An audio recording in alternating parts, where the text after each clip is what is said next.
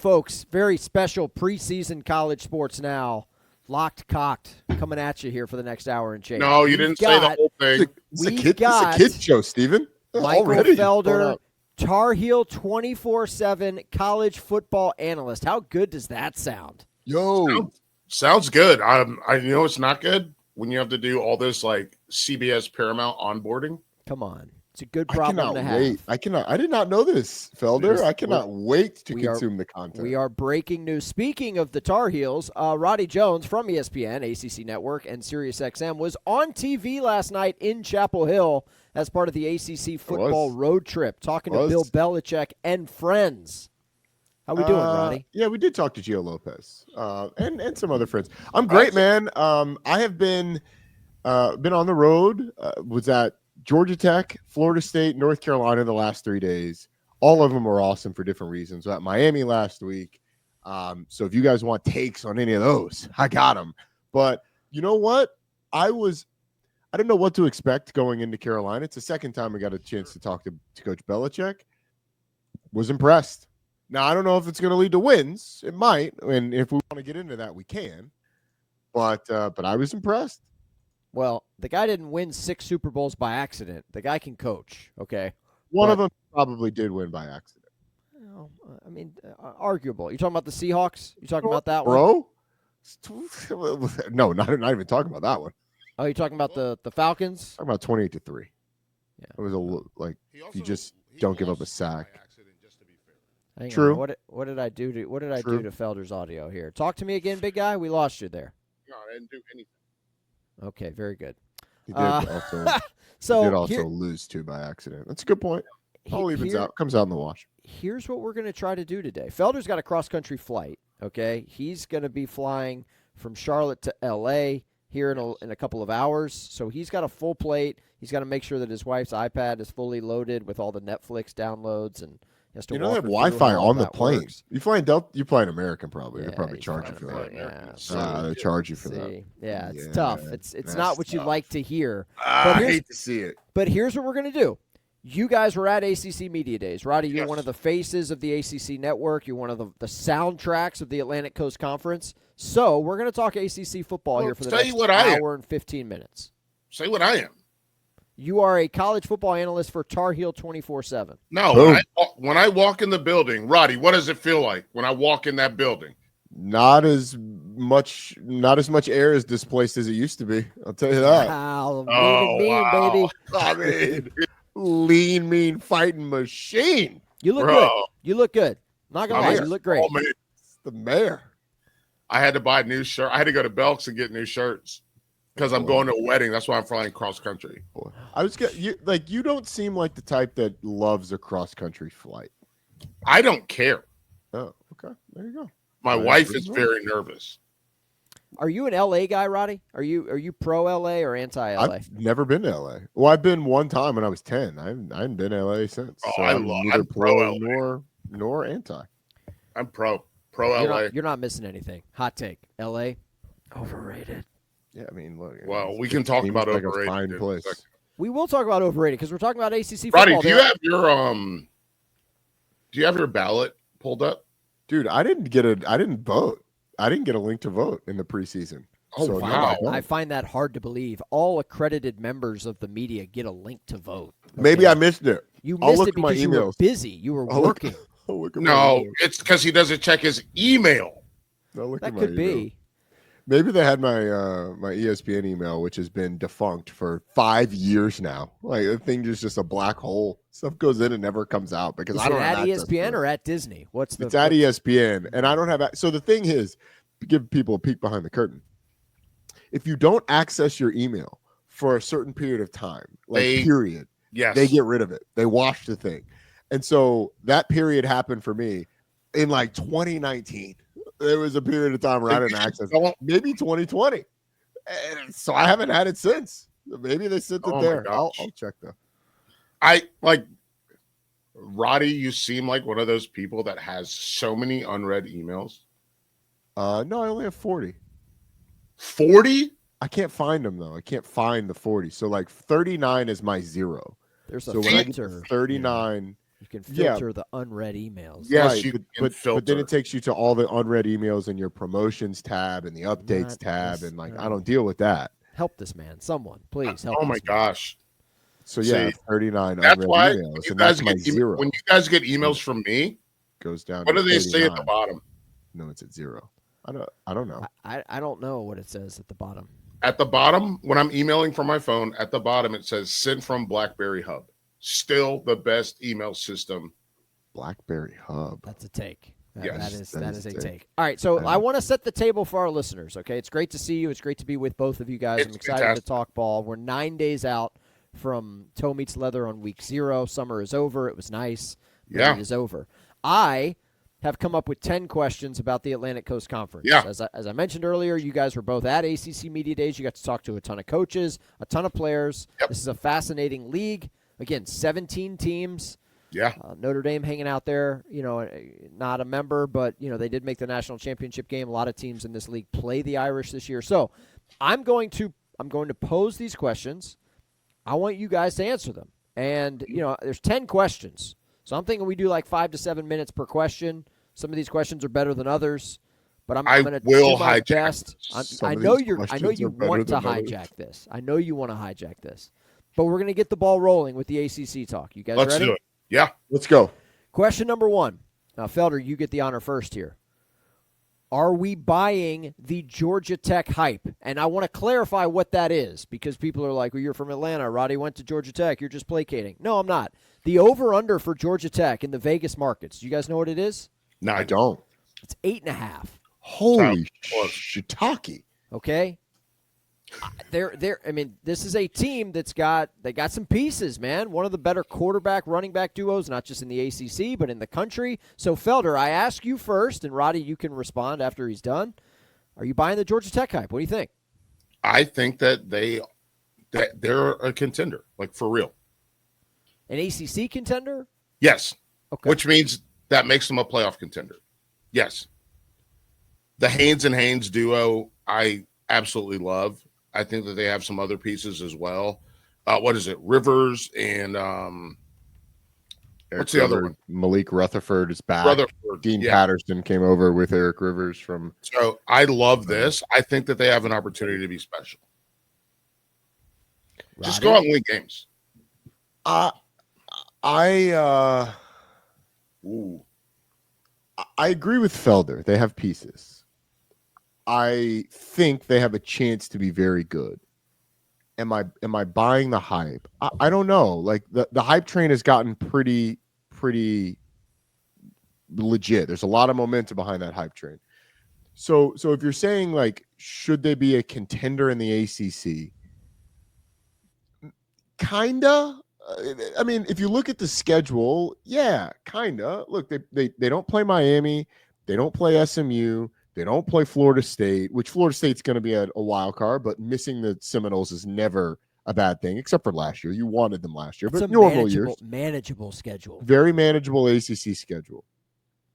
The thing is, this is okay. I'll lay out why I temper my expectations a bit. This is still a team that's won 14 games in 2 years, like 7 wins 2 years ago, 7 wins last year. This is a team that got like worked in the bowl game by Vandy. And I think we've forgotten that because the Georgia game has given them a lot of goodwill, as it should have. This was a team that fought Georgia tooth and nail to the end. Now, the 7 wins last year are probably different if Haynes King is healthy. You have a much better chance of winning that Virginia Tech game. You're probably not beating Notre Dame. He didn't play in that Notre Dame game. You have a much better chance of beating Virginia Tech, but it's still a team that lost to Syracuse at home 2 weeks after beating Florida State. Right. In a game Haynes, I will say this, Roddy. Haynes talked to me, and he was like, "I wasn't good." No, like he wasn't good in that game. He also wasn't healthy. Like right, that's what when I say he wasn't good. Like he should not have played. No, he couldn't throw. Like it was odd in the Miami game. He couldn't throw the ball more than 5 yards. It was ridiculous. Exactly. So that gives you some hope. If Georgia Tech is to be special, they are going to have to continue to play up to the level of competition that they play because they've been great against ranked teams, but you can't have the letdown, which they have been prone to have. Yes. This is a defense that has to be much more disruptive with Blake Gideon taking over. They were, let's Yes. see, I've got the stats right now. They were passive, it felt like. They were 17th in the conference in sacks. There are 17 teams in the ACC. Yes. That's not good. They were 12th in tackles for loss, again, the 17-team league. They were 16th in the league in turnovers gained.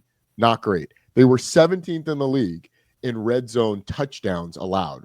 To the percentage of teams that scored touchdowns, or the percentage of times teams scored touchdowns when they entered the red zone. They were last. So those are very, very crucial defensive statistics that you were not good at. So I think there's some natural improvement to be had. And I think that makes them better. That part makes me optimistic. But I think that you still have a team that, if you look at the advanced metrics, ended up in the mid 40s, I think, in like SP plus. So it's not like it was Virginia Tech is the one that, like, in the ACC, where if you're going to say, oh, I'm buying that one, Virginia Tech's the one. Virginia Tech was damn near a top 25 team by all advanced metrics. I got a Virginia Tech question ready. They just can't win a one-score game. So the answer is I've been long and meandering. I am buying into Georgia Tech being better. Would I take the over on 8.5? I probably would, which would make them relevant in the ACC. I'm just not as fired up as everybody else because I know how this story ends when people get excited about Georgia Tech. I've been hurt in the past. There it is. He doesn't want to get hurt again. Just to be fair, I will say this. Georgia Tech was third in red zone attempts in the ACC. Yeah, Buster Faulkner cooking, dude. Third. They were third in like not their offense. They were third in how many red zone attempts teams had. Now, I will say this. Because they do things the hard way. That defense, if you look at the number of plays that defense played last year, because of the efficiency on offense, they didn't play a lot of plays. So they are doing everything the hard way. When you can't create turnovers and you can't create negative plays, people are going. It doesn't matter. They were good on third downs, but you have to be so perfect that teams are going to have a lot of bites at the apple if you can't create turnovers or negative plays. You're not wrong. I just want to like put it into perspective where they had fewer red zone trips. The teams got to the red zone fewer times against. Gotcha. I get what you're saying. They got to the red zone fewer times than most teams, and it's just one of those things where you're like, how do we do this? Like, what are we going to do? But then also they were, I think, 12th in the amount of third downs that they played, which speaks to your point where they're doing things the hard way because they're not getting turnovers. They're having to play like full series. That's also not fun and not good. And it's really hard to do because you have to be perfect all the time. Yeah, it's an interesting, like the Georgia Tech defense a year ago is a very interesting like case study because only Stanford played less plays defensively than Georgia Tech did in the ACC on defense. And so their aggregate stats probably don't reflect, like they were fourth in the conference in total defense. Well, that's an aggregate stat, more of an aggregate stat. They're 10th in yards per play. So you look at the percentages and the per play stuff and it sort of just gives you a snapshot of a defense that didn't play a lot, but like wasn't great. And a lot of it was because they struggled getting people behind the sticks. Week 1, 21 plays. Hang on. 21 plays of 20 yards plus. 21. That'll work. You have to but the thing for them is you have to flip that over and make sure you get off the field because those plays can't turn into touchdowns. And that's the part where you have to really work. And it just is really like, that's what I'm looking at. You do Haynes King and Haynes, was it Jamal Haynes? Is that right? Yep. So those guys have to, like, the goal should be to get them the football back. Yeah, 100%. Get the football back to them. Eric Rivers EJ Singleton is a loss, and he's going to Auburn, and people around Tech are not super concerned about replacing him because of Eric Rivers, and the evolution of Malik Rutherford. Isaiah Canyon's going to be a guy that plays. Dean Patterson's had a nice camp. Right. Like they've got some pieces. They're deeper at running back this year, which should take wear and tear off Jamal Haynes. Right. There's reason for optimism. There really is. Roddy, you spent a lot of time in Boulder last year, and we all know why. Will you be in Boulder Friday night, week 1? I will not. I will not. I don't know if I can say where I'm going, but I probably won't can't. But I tried. Listen, no. I tried. I'm trying to. Beat I can the tell you ESPN that. I can tell you I won't be in to Boulder. the punch here. Okay. All right. Very good. That's that is a Friday night game. Tech at Colorado. Jackets like a 4-point favorite. Mm-hmm. I am interested in that game because I just want to see what it looks like without like his kids and Hunter playing. It's not going to look well. It's not. I'm telling you right now, it's not going to look well. But we'll get to that later. I don't want to. That staff's good, man. Like, don't count that staff out. Oh, okay. Is the staff playing? Okay, Roddy, are they on the field? Like, does Dion have any eligibility left? No, son. You don't want Dion on the field at this point. My guy's missing 2 toes and a bladder. I'm glad that his health is in a better place. Man. Yes, and I'm glad Coach Prime will be on the sidelines. All right, we move on. ACC preview, question number 2. Roddy, you get to go first here. There's a reason you're going first because you've been on this team for years. Can Miami finally do the thing? That's the question. Yes. Yes. We're back. Okay. We're back on the thing. The U is back, baby.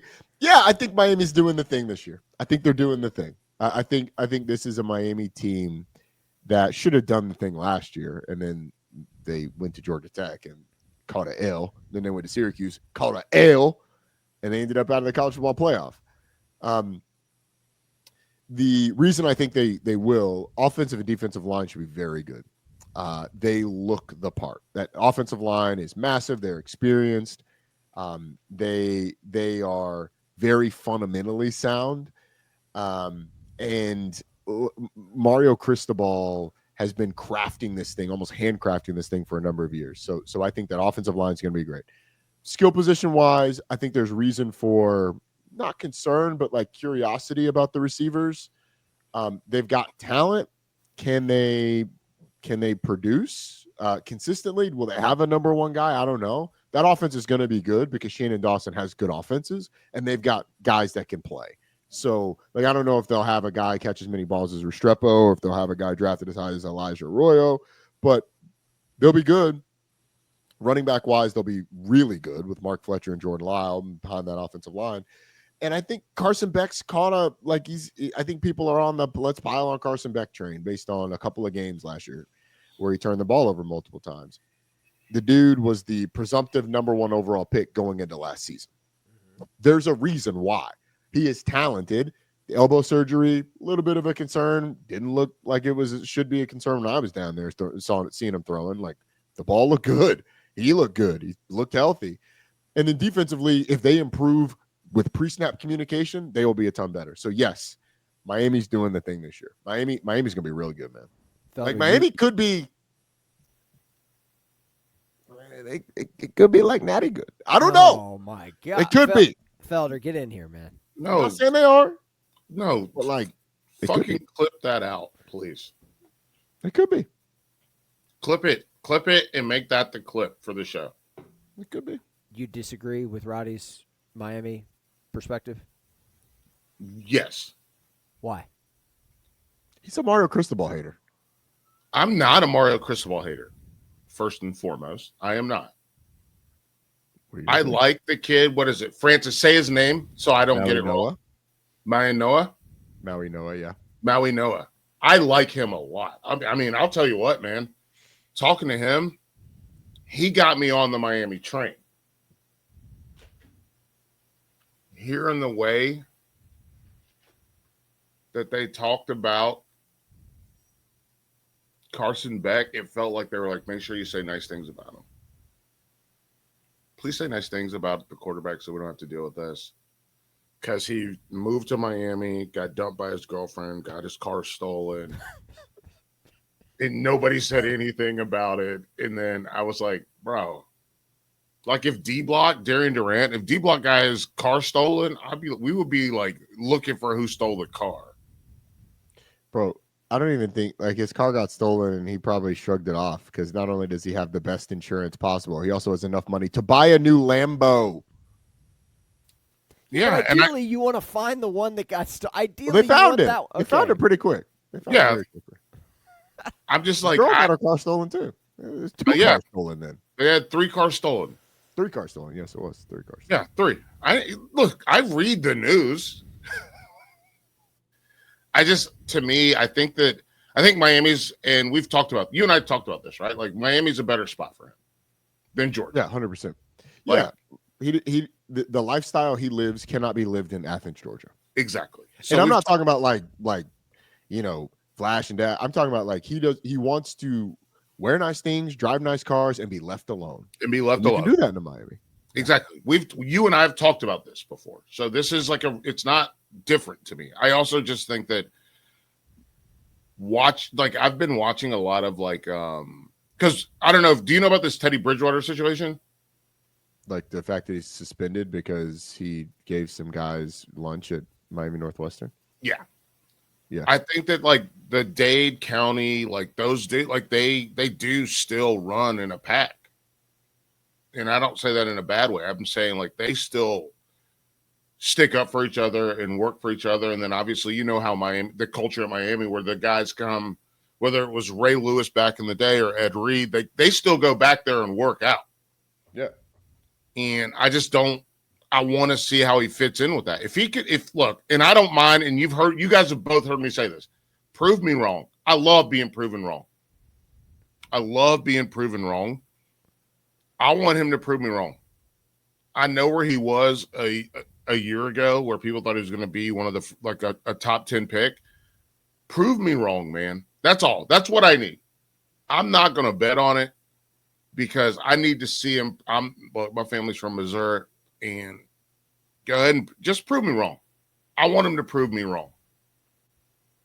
You need to see it to believe it. On my end. Yes. I'm more with you, Felder, than I am Roddy, but I do find it fascinating to see.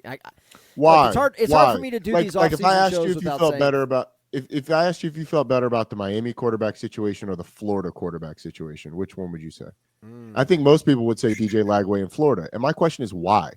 This guy threw for 3,900 yards in the SEC 2 years ago. I don't know. 3,900 yards. He's like one of like if you look at the history of Georgia football, he's one of like 3 guys that's thrown for 3,000 yards 2 years in a row. And I think a lot of people are just sailing him up the river. Oh, give me DJ Lagway. Give me Arch Manning. Like, I don't even know. This guy has done it. Literally, there's not another. I don't think there's many quarterbacks in the country where you can be like, give me that guy over Carson Beck. I've seen Carson Beck do it. Sure, he had the bad games. What was it? Kentucky last year threw 3 picks. He threw 3 picks in 2 games last year, threw double digit or 2 of them in another one. Like, yeah, he had a bad stretch, and it wasn't a great year. Georgia was also second in the country in drops last year too. Didn't exactly help him out. But you're talking about a quarterback that has like 7,000 career pass yards, and everybody's like, he got to prove it. He got to prove what? Like, what more is prove it? Don't listen. We're not going to talk. I'm not going to let my man Arch catch a stray on this one. Okay. I am Does Arch not have to prove it because of the excellent performance against the University of Texas at San Antonio? I'm just saying Arch is my guy. Arch could be great, but Arch is thrown for. Let me look up Arch's career pass yards and let you know if it's even 1/10 of what Carson Beck has done. Okay, 1/10 that's a stretch. Okay. Felder, why don't you 700 yards? Austin, teach Arch how to dress, games. bro. Why don't you teach him how to dress? No, he dresses like he dresses. I don't care. Listen, that's his drip, not mine. He showed up in high top hey dudes at media days, man. Like, what are we doing? Like, did he really? Again, his drip is his drip. That's not me. That's Arch has indeed thrown for more than 1/10 of. Okay, yeah, because I know how math works, Roddy. No, I'm just. This is the Listen, this is the ACC preview. How many yards did he throw for last year? I didn't think he threw for 700. He threw for 900. I didn't know that. Yeah, less than that. I would have taken the under on that. Yeah, I know. Look, Arch again. Like I said, Arch is my guy. I have him number 1 with a bullet. Like he's number 1 for what? QB1 NFL draft. Country? Yeah, no, he's not coming out of this draft, so you might as well bump it to 2027. Sure, then he's still number 1. But to go back to the Lagway thing, Beck versus Lagway, I don't even know if Lagway's going to be healthy still. No one has said anything about it. I'm not prepared for that. We will get that potentially. I forget that Hartzell is a Georgia Tech and Florida game. Miami and Florida play each other in Coral Gables or wherever that stadium is in week 4. It's not in Coral Gables. No, it's off the side of the highway. I've seen it. It's a nice place, but it's nowhere near the campus. So we'll see. Miami's schedule, look, I'm a schedule guy. I think that schedule, like Notre Dame week 1, you got Florida on the docket. You got to go to SMU. You got to go to Virginia Tech and Pitt at the end of the year when it's going to be cold. It's not a cakewalk of a schedule by ACC standards. Well, can we pivot? No, but by national standards, this a is lot of the people would ACC. take that schedule. This is the ACC, Roddy. So, but like going to SMU should not scare Miami. I understand what SMU was last year, but if Miami is what Miami should be this year, Miami that should be a game for 3 quarters, and then Miami should edge out. Even if SMU is what they were last year, like I just think when Miami is good, when Clemson is good, and those teams are rolling, they are a step above what we saw SMU at last year. How do you feel about Jennings? I think Kevin Jennings is a good player. I think that you talk about show me. Hang on, Roddy was there for the worst game of Kevin Jennings' career. Roddy I think he has to prove it actually was not the worst game of his career. Because if you watch the Duke game last year, that was the worst game of his career, where he turned the ball over 5 times. Count them, 5. 5. So he has to be more consistent taking care of the football, and in big moments, the first quarter against Clemson, you can throw in there as well. In big moments, he has not been his best. You go back to the American Conference Championship game 2 years ago. Like we talk about, hey, Kevin Jennings won the American Conference Championship for him. I did that game. He was not great. He was good enough to win. He was not great in that game. There have been games over the course of his fairly short career, although longer now that he started, 10 games last year, where you're like, okay, he's pressing a little bit in these big moments, and they're going to have more of them this year. So I think Kevin Jennings is a good player that in big moments has to be a little bit more in control. Felder, can I move on? We do have an SMU question coming up a little bit later. But we're talking about the top. Well, we already did the SMU question. No, we didn't. I want to ask about Clemson. And Felder, you're up first on this one. Mm-hmm. Where is the weakness? What are the weaknesses, if there are more than one? Because I from my seat, I'm having a hard time finding them. Skill positions, lines of scrimmage, coaching, like returning talent, proven commodities everywhere. Like, where's the weakness on Clemson? I think that running back is a question. I think that the secondary is also where my eyes turn to. Roddy, what do you think about that? I think you need to take another look at that secondary. Is what I think. Avion Terrell's the number 1 quarterback in this draft coming out. Ashton Hampton's going to play a long time in the NFL because he's 6'3", 200 pounds at corner. No, they have Barnes back. Like that secondary. They have, fine, but just fine. I think that R.J. Mickens losing him is a huge deal because he was a massive communicator. I don't think it's a huge deal. That defense was not great last year. I don't think losing anybody on that defense is a huge deal. Okay. I think that defense will be better. I think R.J. Mickens is a loss. His leadership is a loss, certainly. That's what I'm talking about. Have you listened to people talk about him in camp? Yeah, great leader, all that stuff. Yeah. Yes. So I do think that matters, and maybe that's because I played in the secondary, and it's like the conversation and the discussion and what you have to do. Who's the talker back there right now? I don't know. I don't know that. Okay. I don't know who that is. Okay, but I know they lost Kayvon Wallace and Tanner Muse in the same year, and they were just fine. I know that it happens. Like, this is what happens in college football. Wade Woodaz could step up at the linebacker spot. Demonte Capehart could step up at the defensive tackle spot. Like, you could have a vocal leader not be in that spot. But of course, one of the safeties will develop into that. But when's the last time we were like, I don't know if they're going to win a national championship because they can't communicate at safety? No, they're going to be able to rush the passer. They're going to be able to stop the run. They're going to create negative plays. Sammy Brown at linebacker might be the best defensive player in the conference by the time the season ends. That dude had no idea what he was doing last year, and I think was second on the team in tackles for loss, and in rotational duty. He was as a true freshman. So the linebackers are going to be good. Barrett Carter? Barrett Carter and Wade Woodaz and Sammy Brown were the three guys last year. So I look at this Clemson team, and I think the running back position is the one where you're like, I don't know. Like maybe tight end too. You're like, I don't know. They haven't had. When's the last time they had a tight end that you like believed in? Last year, Jake Brenningstool was good. Brenningstool was a good.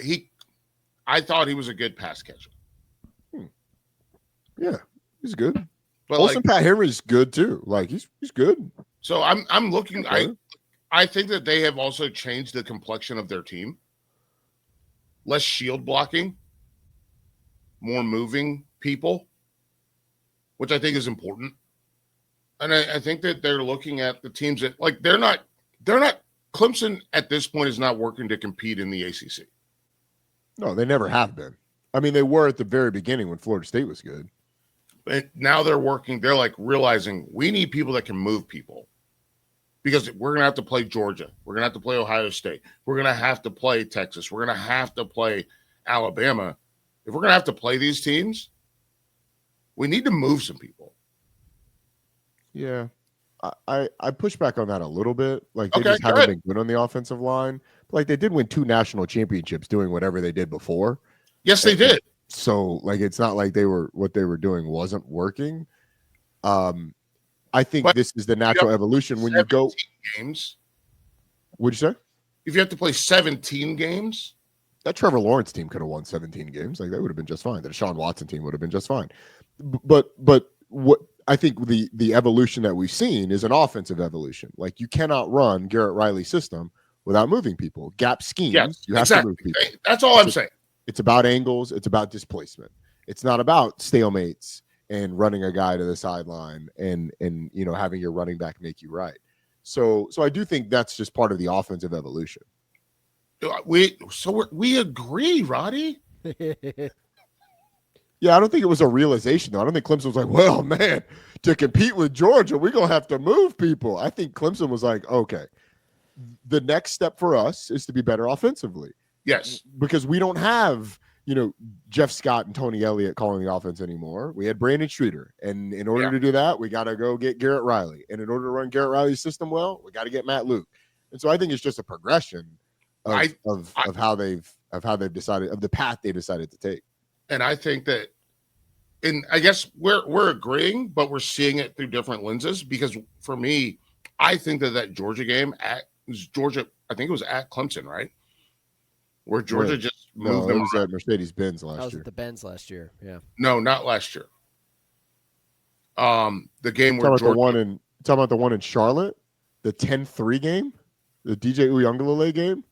It might be that. I can't remember which game it is. No, it's not that game because I know it's the game where fine in that game. A pick six lost it for him. I know what I'm saying is there is a game where Clemson has the ball, and they are backed up. It was a great punt, by the way.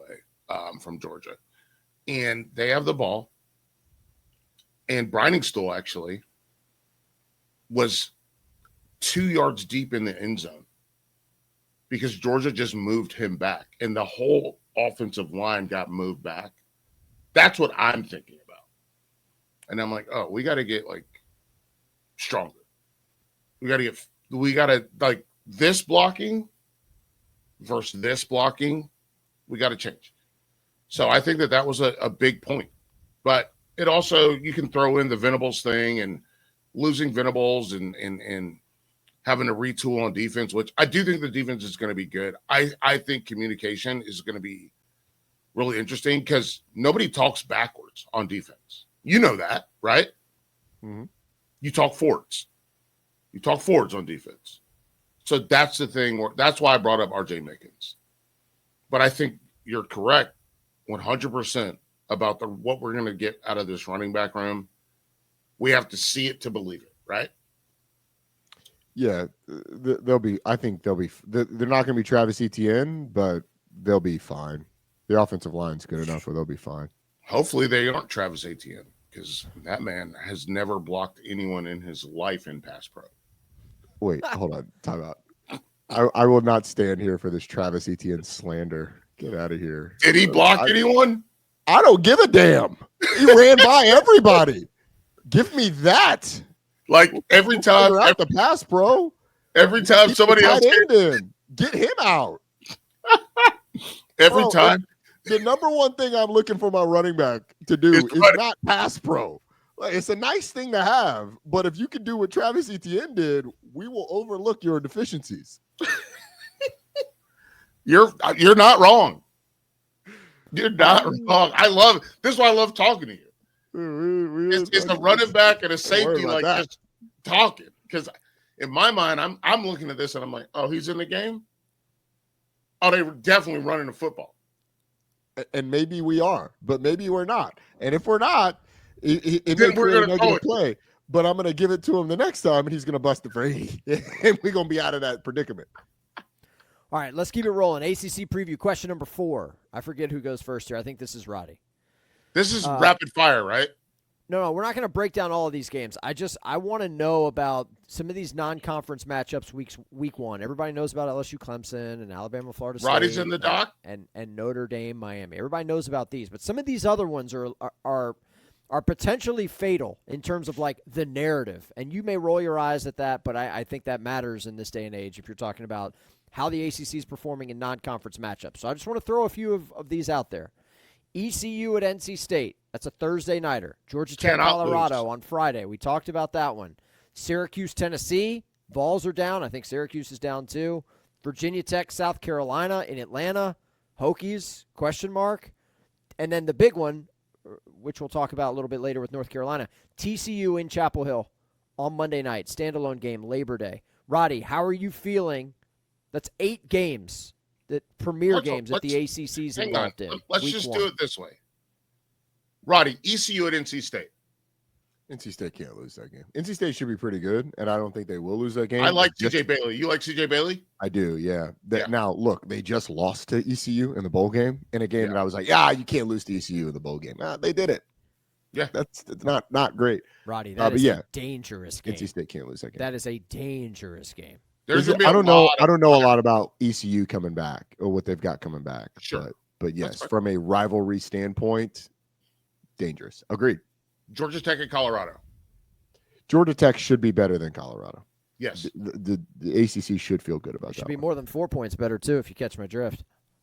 All right. Q's, Tennessee in the bench. I don't know. Syracuse is replacing so much. I don't feel good about it. They will not be the more talented team, I'll tell you that. So I don't feel great about Syracuse, Tennessee. Bama, Florida State. Oh, Lord. That's a 2-touchdown line. If Florida State can keep it in single digits, I think that would be good for the league. There we go. I think, that's a good point. LSU. That one has a chance to go sideways. Not because I don't think Florida State's going to be good. I think Alabama's like national championship good, and Florida State's like 7-5, 8-4. You believe in Ty Simpson? I believe in him enough. Yeah, enough is enough. I just think that receiving core is unbelievable. That offensive line is going to be one of the best in the country and may have the number 1 overall pick on the offensive line. You look at the defense; they've got impact players at all 3 levels. Probably potential first rounders at all 3 levels. Yeah. With Damani Jackson on the back end and LT Overton in the front and Deontay Lawson. Like you're talking about a team that probably Deontay Lawson's has not healthy, but that guy's not healthy. He's not. The guy's. He's not going to be healthy. Is that confirmed? Limping around Atlanta. I mean, the guy he's not going to be. Steven, he's not going to be healthy. That's the way he plays football. I understand. You'd like him healthy. You need your middle linebacker to be, agile, side to side. Like that would help. He's going to do it. He's going to go out and do it. Okay. Look at Michael Felder. Look at me. Is that apples to apples? Is that apples to apples? Okay. Yeah. Right. Listen, you need your dad to be healthy. I'm never going to be healthy. I'm limping around everywhere all the time. Man, I thought we were talking about Deontay Lawson. I'm not asking you to go sideline to sideline, Felder. I'm asking you to paint the sidelines. My kid's asking me to go sideline to sideline. Bro. All right, keep going with the game previews, Felder. You're doing a great job. LSU at Clemson.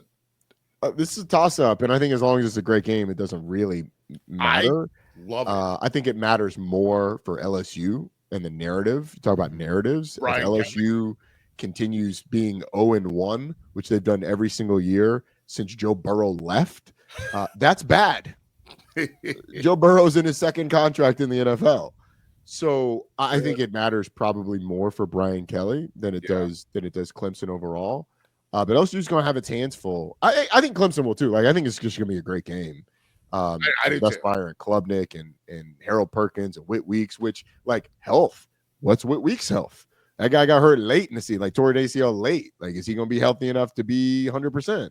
I think the Cade and Nussmeier situation. I think we could see a really good, like, two guys just kind of like back-to-back, walk 5 paces and shoot a duel. Like, this could be. You hope so, but if that LSU offensive line, it's replacing 4 starters, including 2 NFL guys, one was a top 10 pick. Like, if they can't block TJ Parker, who's in the running for the number 1 overall pick this year, if they can't block Peter Woods on the interior, they can't block Will Helt, then it. Hang on? Did I show you this, Roddy? No, because I think Clemson was late, so I didn't get to talk to you. Peter Woods. Let me see. I got it right here. Peter Woods. I said, Peter Woods. I said, what position do you play? And he said, here's what you got for me. This is Peter Woods. This is what he drew up. All of them, and the PW fullback in every single guy. So just to let our listeners into the visuals that we're seeing, it is an offensive line that's drawn, like Felder drew an offensive line. It looks like circles, an X over the center. Just picture that. 2 guards or the tackles, guards, all the bit, and then defensively. Peter Woods has scribbled PW in every single gap. So he is a 1 technique, which is on the shoulder of the center or shade. He's a 2 head up the guard. He's a 3 outside the guard. A 4, a 5, all the way out. He's got Peter Woods written, and then he's got a PW written. He said he could play a wide 9, which he did last year. Was not his best, but he said, and then he also said fullback. So He is a nose to 5, and that he is unbelievable there. And then you put him out wide, and he's good. He's probably pretty good. And so for these LSU guys, that it's going to be their first game getting like huge, meaningful snaps. That's going to be a problem for them. Yeah, it could be. Virginia Tech, South Carolina. This is the game I'm the most interested in. Me too, because I think Virginia Tech closer than people give them credit for. Right. Do we like drones? Do I like Kyron Drones? Yes, I do. There's a but in there. Yeah, I think it's hard to judge, to be honest with you, because he played so much of last year hiding an injury, not hiding it from his team. Like his team knew he was banged up, but we didn't know he was hurt. And so his performances, you'd be like, what is going on here? It turns out he was hurt. Yeah. But yeah, when he's good, he's really good. He's got the potential to be the player of the year in the conference. Potential. And I think he very well could be the better quarterback in the Lenore Sellers Kyron Drones matchup. Wow. It could be. Like if he plays well. Like it's not a given. Bro, you must not have watched the bowl game with Lenore Sellers. Like hey, we all do they drug test at Disney? Like, are you guys? Is it like the NBA where they just stopped testing? Here we go. I mean, Sorry, that Steven, is a take. I don't drink from the trough of just SEC. Hey, look, Lenore Sellers is going to walk onto the field and be the greatest thing since sliced bread the entire year. I don't.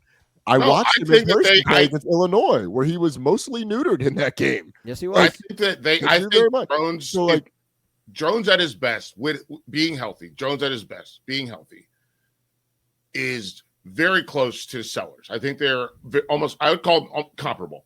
And that's my point.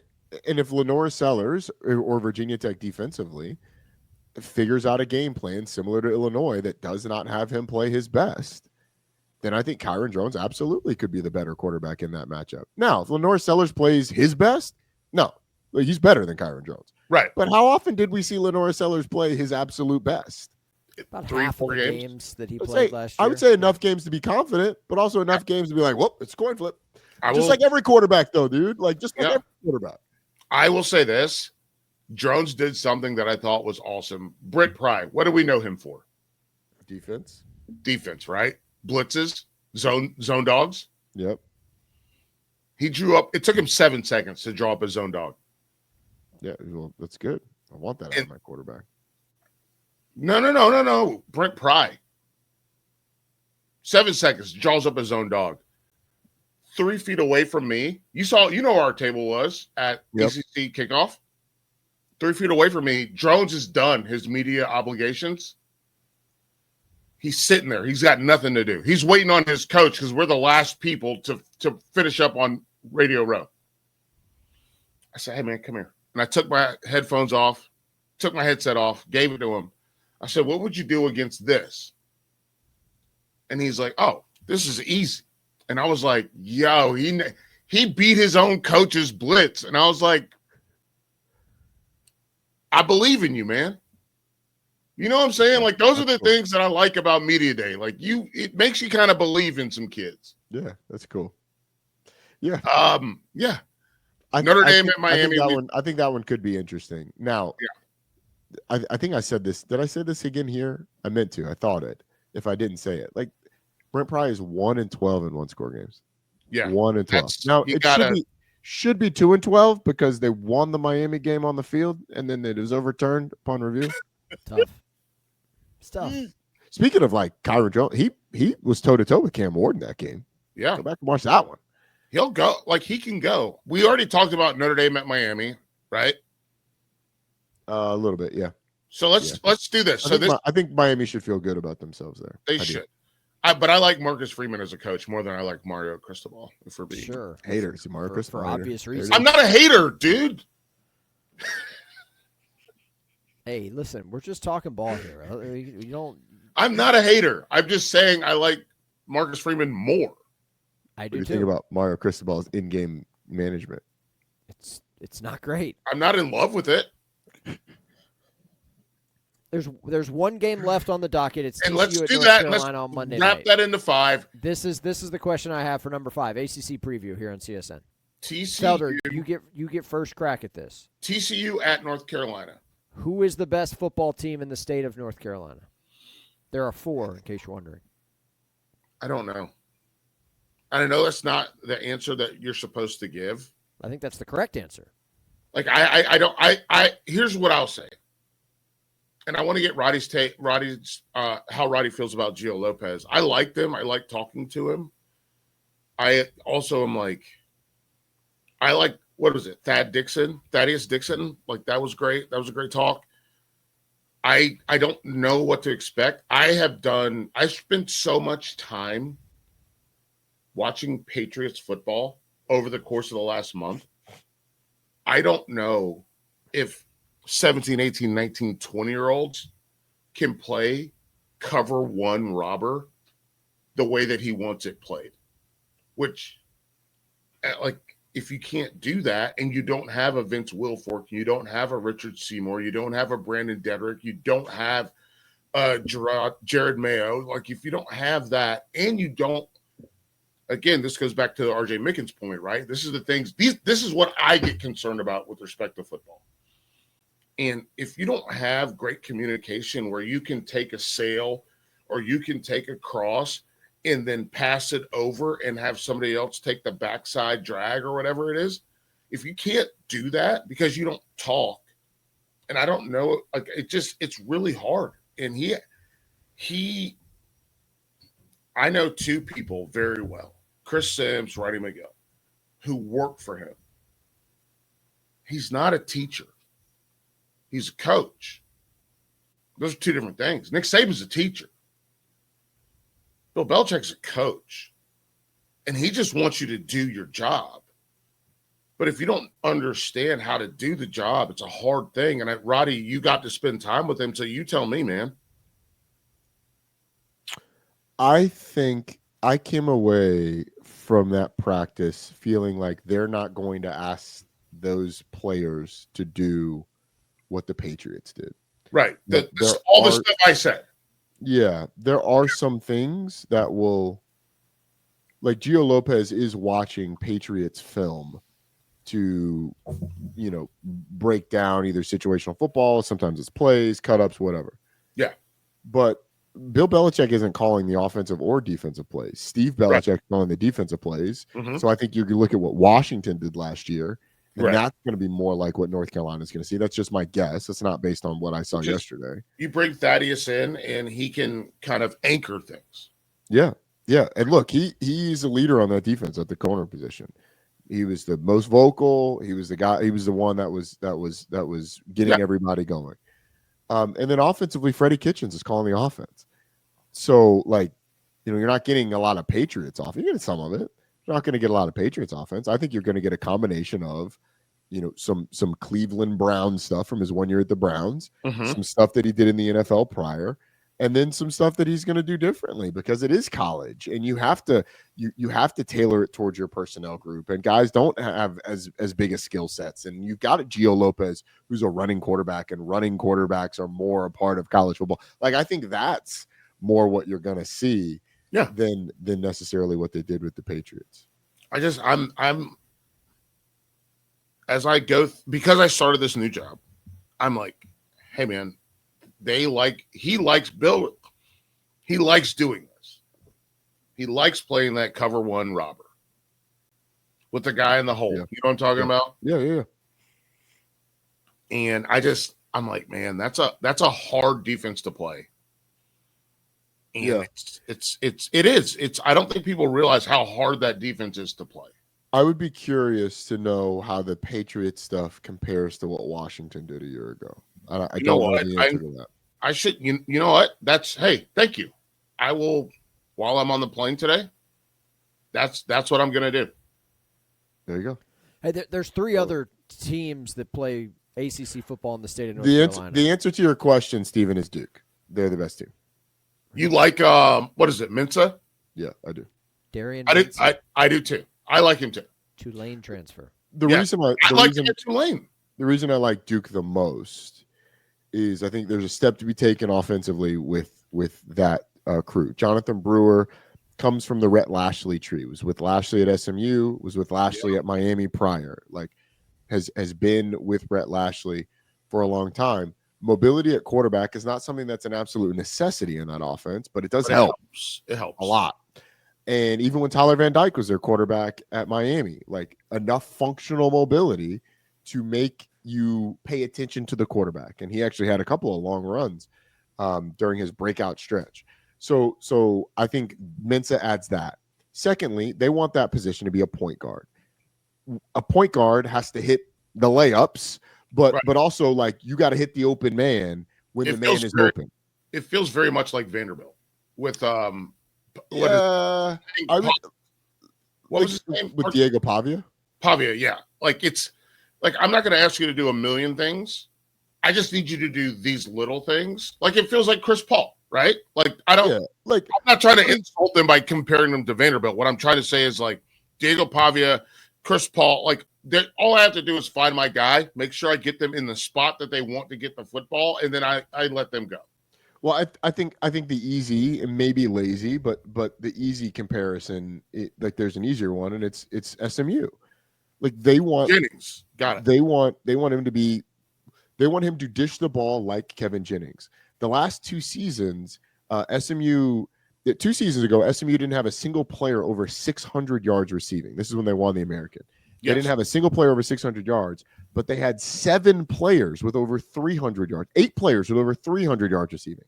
That's a lot. Last year in the ACC, they had 7 players with over 300 yards receiving, but their top guy, Roderick Daniels, only had 663.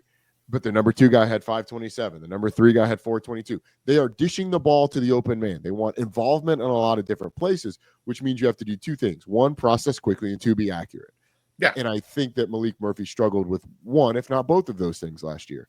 So I think there's offensive improvement to be had. But the reason I like this team the most is defensively. They were number 1 in the ACC in sacks last year, number 1 in the ACC in tackles for loss. The bulk of that defensive line comes back. And so they should, again, be very disruptive in the defensive front.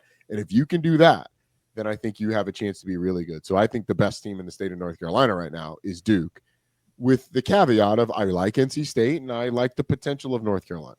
What is it? Wesley Williams, right? Wesley Williams and VJ Anthony, both of them back. Let's go.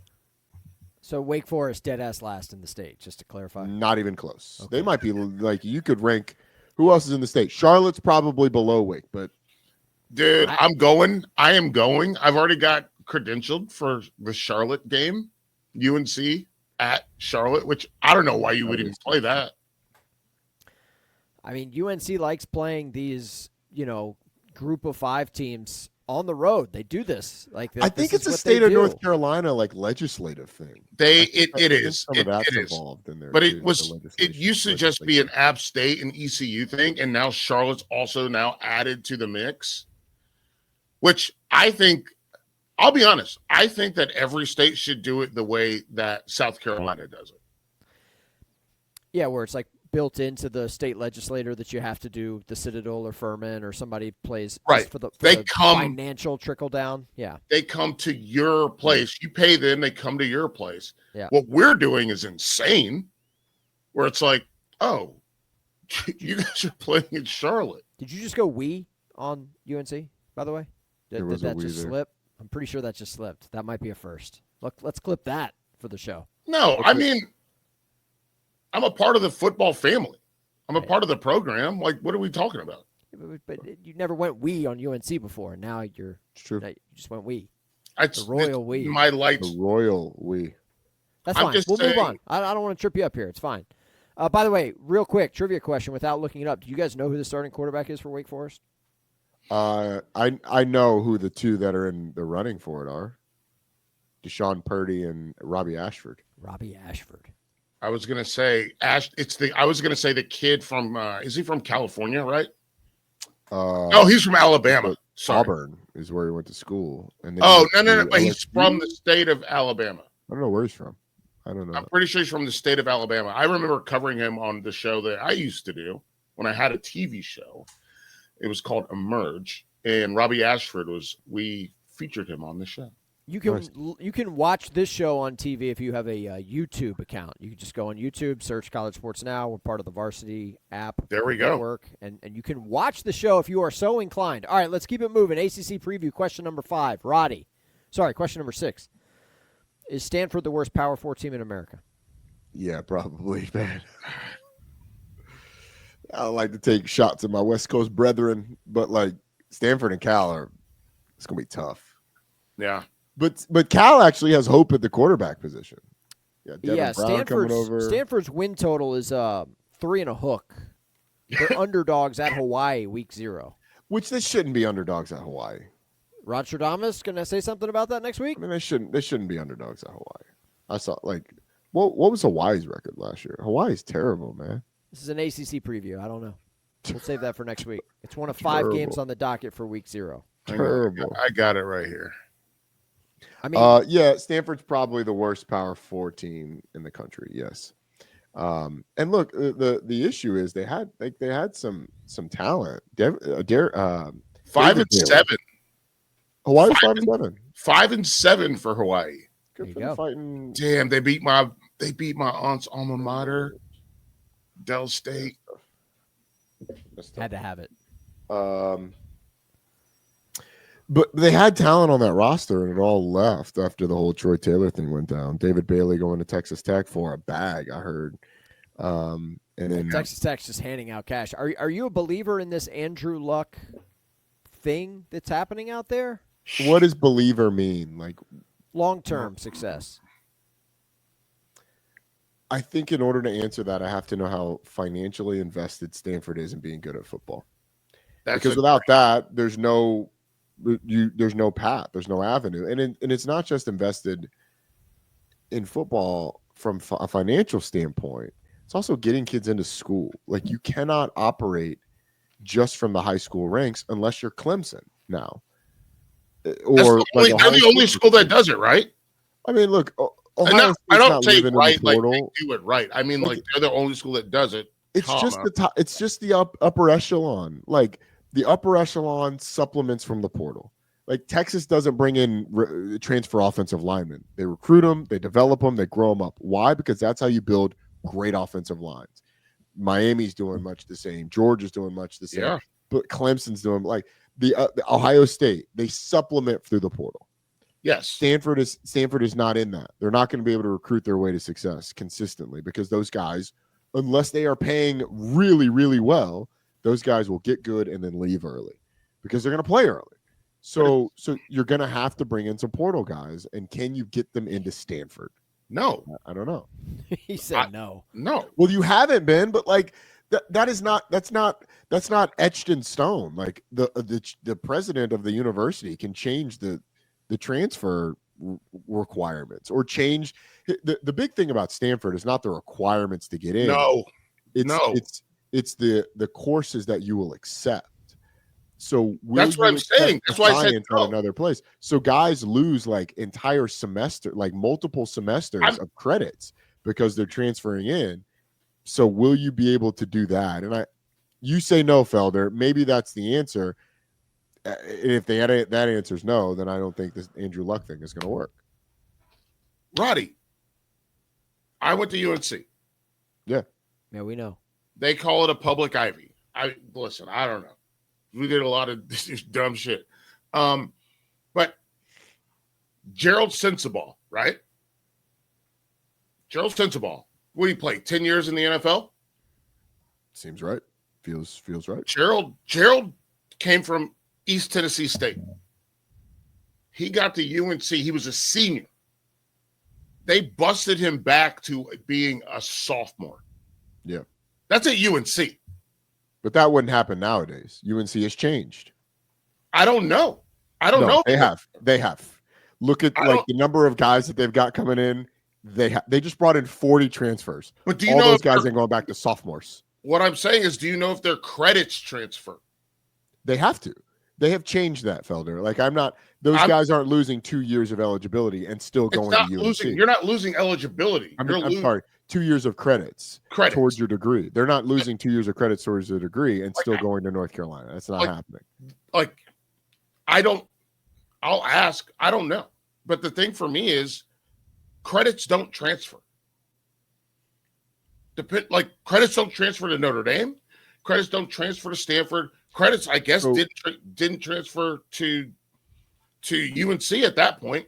So maybe it has changed. That's I've fine. not talked to people at these places, but do credits transfer to Georgia Tech? They didn't used to. They do now. Right. And here's the thing: if you are invested in being good at football from a university standpoint, you change. Notre Dame has changed. I don't know if I know that North Carolina. I'm fairly confident North Carolina has, unless them 40 guys all just went to places that their credits would transfer or don't mind losing years of credits. And so what I'm saying is when Gerald got there, they busted him back down because his credits from the other school didn't transfer. And he was like, okay, fine. I'll say this. The only reason that I can even do this job and operate in the same space as you is because of Gerald Sensabaugh. Because he was like, oh, I'm not going to graduate from here. I'm just going to go back to ETSU and finish my degree. So I'm going to watch film all day, every day. And I was like, I don't want to go to class. But once you lost them, they were gone. You didn't gain them back. No, you keep your credits stay at your school. Interesting. Your credits stay at your school. So Stanford, tough school to get into, tough school to get wins at. Yeah, it's hard to get in there. Once you're in, and you still have to do the work. It's the same thing as Georgia Tech, right? The Institute.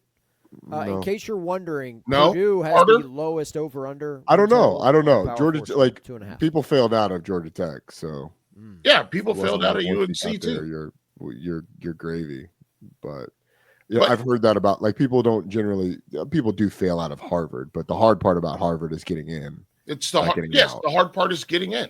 Georgia Tech felt like the opposite. That was at least what Staying we in. prided ourselves on. All right, that's amazing. I've never heard anyone say that, so that's good to hear. Question number 7 is an either or. Roddy, SMU or Louisville this year? I feel better about SMU, but by a little bit. I feel really good about Louisville. The reason I feel better about SMU is because they were better defensively, and I don't think they will take a massive step back offensively. Brashard Smith's a big loss, but that'll be sort of a committee room thing at the running back position. and Roderick Daniels is a loss, but Jordan Hudson's been sort of not that Jordan Hudson.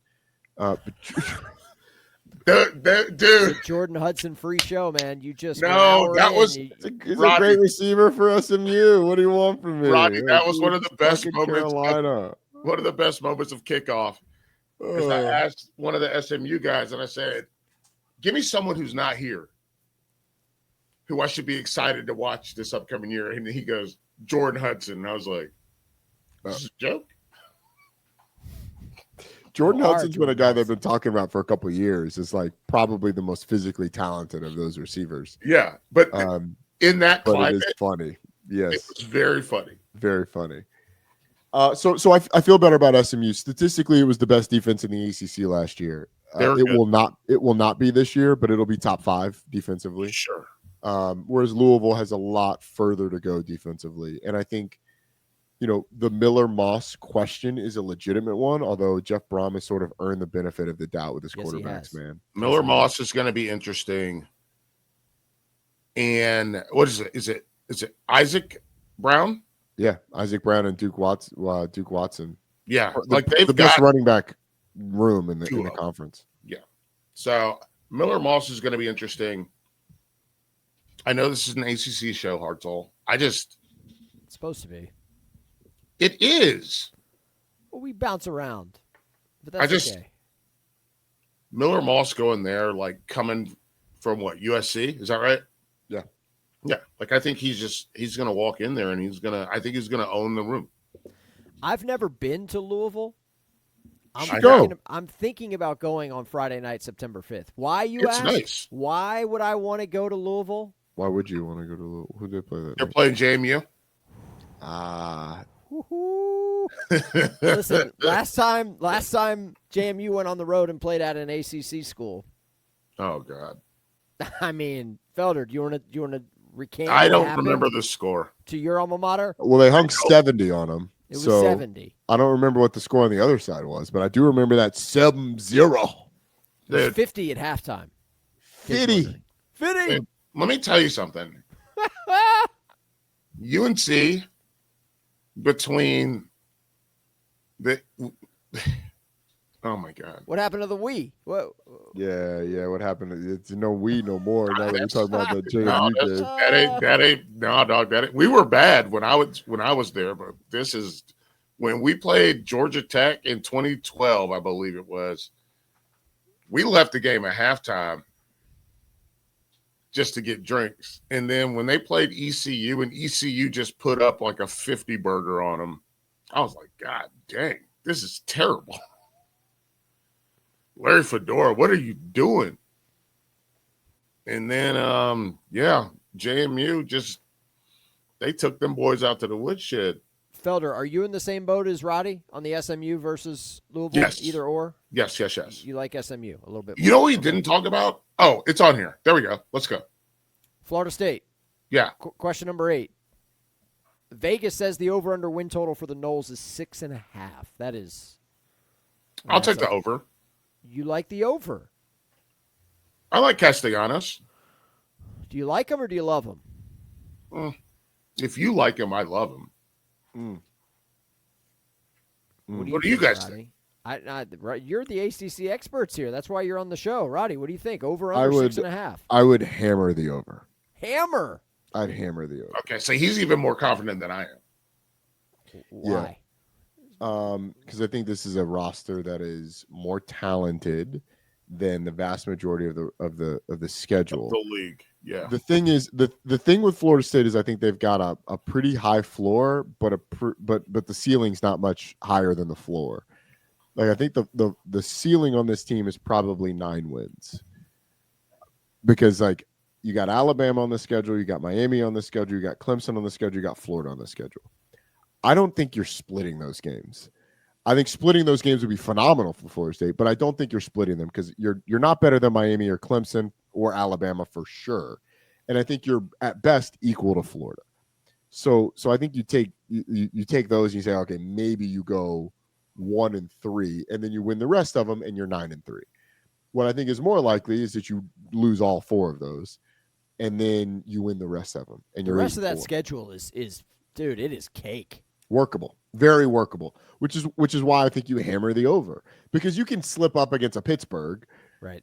When I think Pitt will be pretty good, but like at the top end, I think the games that you're worried about outside the four that I mentioned, Pitt, who I think will be good, Virginia Tech, and NC State. This is all assuming the Florida State is like back to reasonable from a play standpoint, because they were god awful last year. Yeah, let's just bring them back to reality.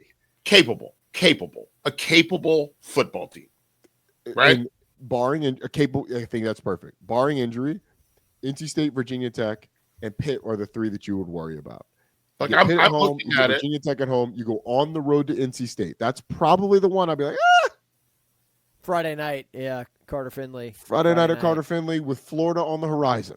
Yeah, not great. Yeah, but I think you're above 6 wins. I think, almost assuredly.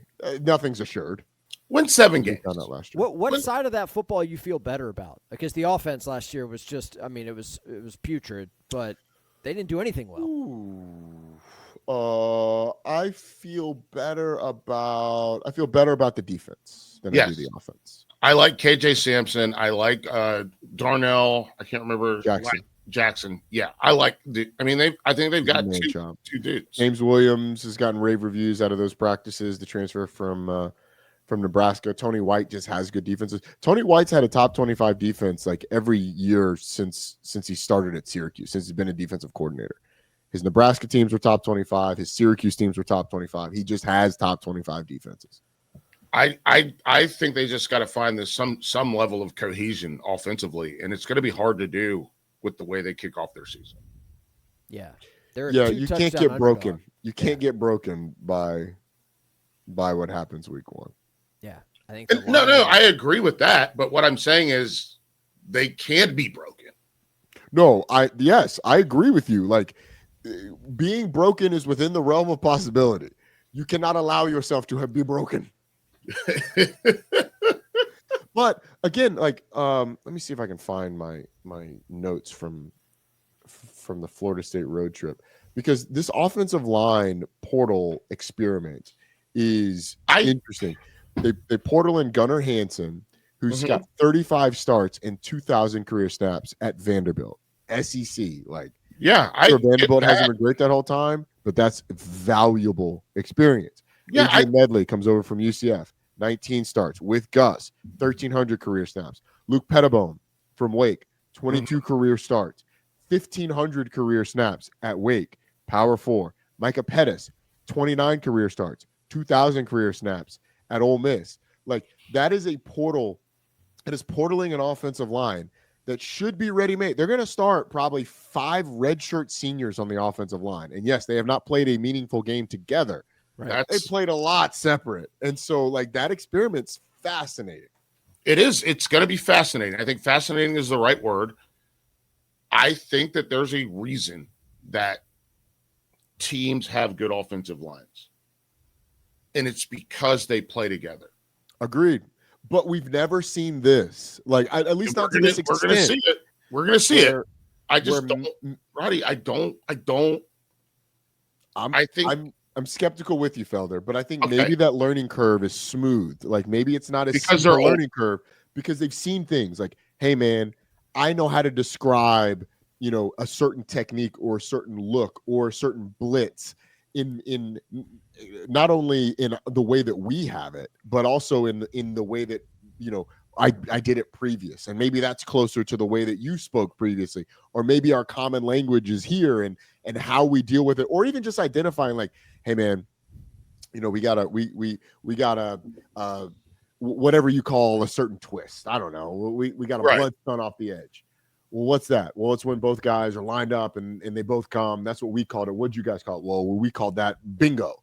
Okay, cool. Well, if we get bingo, then we're going to XYZ. Okay, cool. I've seen bingo a million times. Now I know. Now you move on instead of a guy that's like, well, I've never seen bingo before. Or if I say, hey, when we get this, if I've never seen it before, it's harder to recognize and implement. But if I've seen it, like, okay, he said, when we get this, there it is. Let's go ahead and switch it. Maybe that learning curve is smooth. I don't know.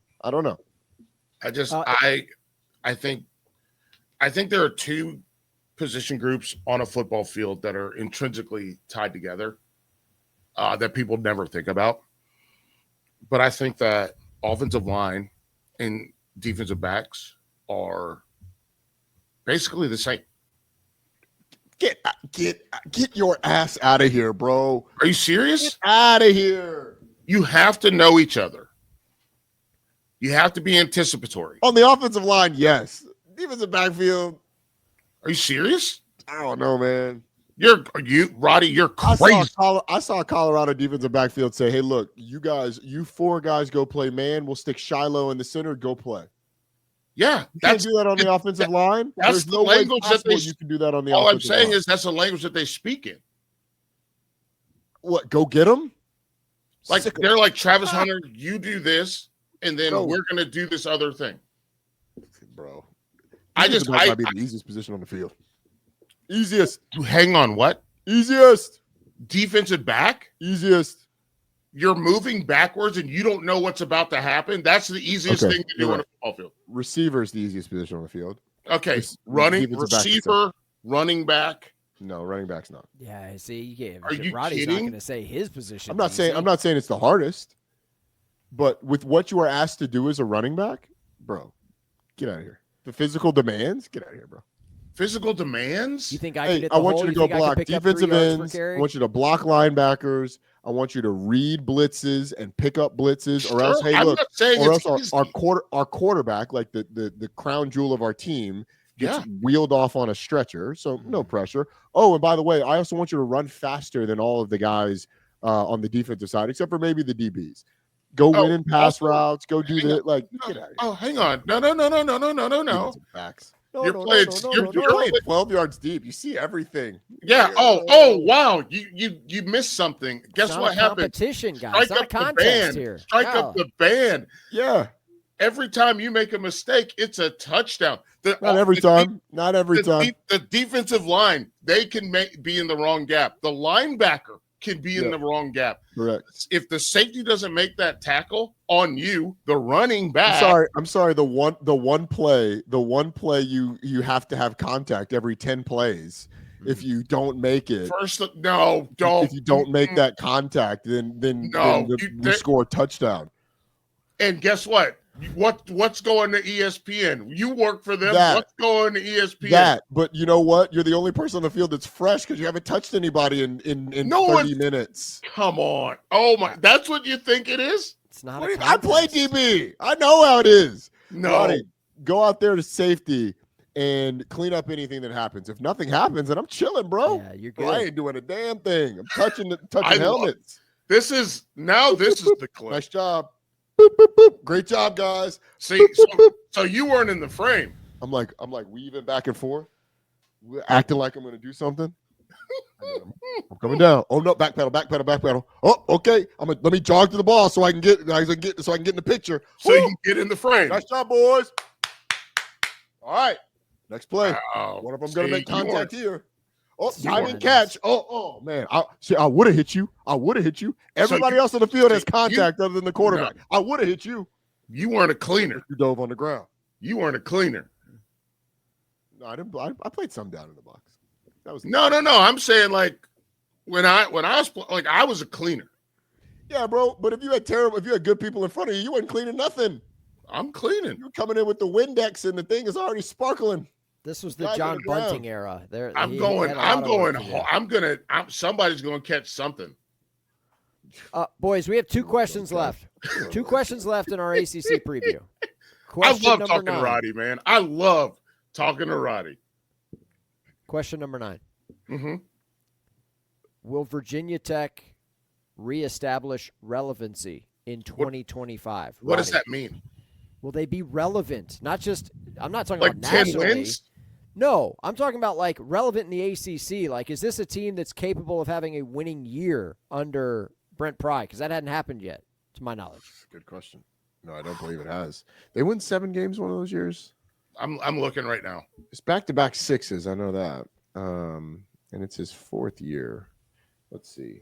Nope, 3-8, 7-6. Yeah, they did win 7 one of those years. Yeah, so, they won 7 with the bowl win. Yes. But they were 6-7 last year. That bowl win. Then they were 7-6. Can we get to 8? Like, this is a proud football program. Well, that's what did I ask you? I asked you what I'm does the one that asking mean? the questions here, Michael. I'm the captain now. You'll get Okay. your chance. You'll get your chance to answer. Roddy has first dibs here on Virginia Tech. Can this program get back to relevancy?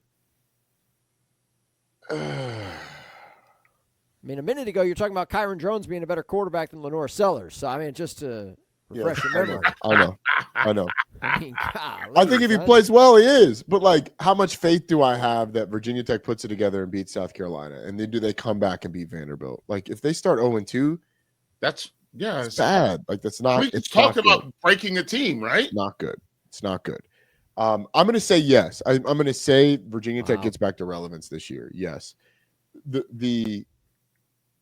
It's not an easy road, man, because we are not talking about NC State, and NC State's going to be good. They go on the road to Carter Finley at the end of September. They've got Vanderbilt, South Carolina, and NC State all in the month of September. In October, Right. they've got Georgia Tech and Louisville. Louisville's the first week in November. They go to Georgia Tech in October, and then in November you get Louisville, you go to Florida State, and you get Miami. Like, that's not ideal, man. That's tough. That's not going to be easy for them. No, it's not. It's up there. Like, I don't know that anybody in the league gets Clemson and Miami. I'd have to rack my brain. I haven't printed out the chart yet. But like, getting the combination that Virginia Tech has is difficult. Here's the positive. Knowles get Clemson and Miami, just by the way. Oh, yes, there you go. Yes. Yes. I knew there had to be one.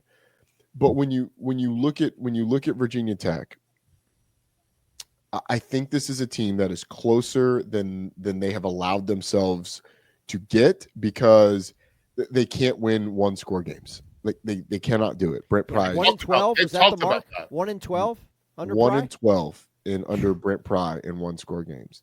They talked about that at ACC at the kickoff. They talked about it. Good. It's not good. So, can they cure that?